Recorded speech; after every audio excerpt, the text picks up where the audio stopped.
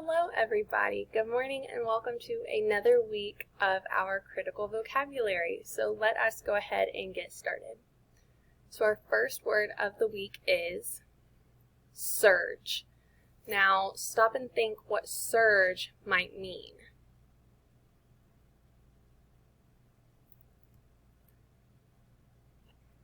Surge. If there is a surge of water, there is a sudden large increase in its depth. This used as an example is, a surge of water rose onto the concrete landing below our house. Our next word is perished. Now stop and think what perished might mean.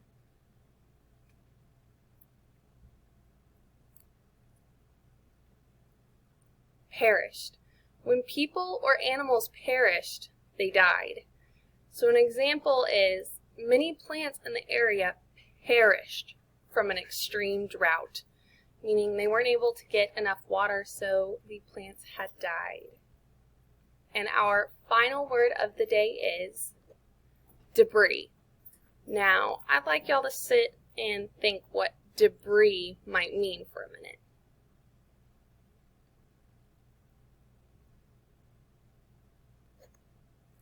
Debris. It is the pieces of something that was broken or destroyed.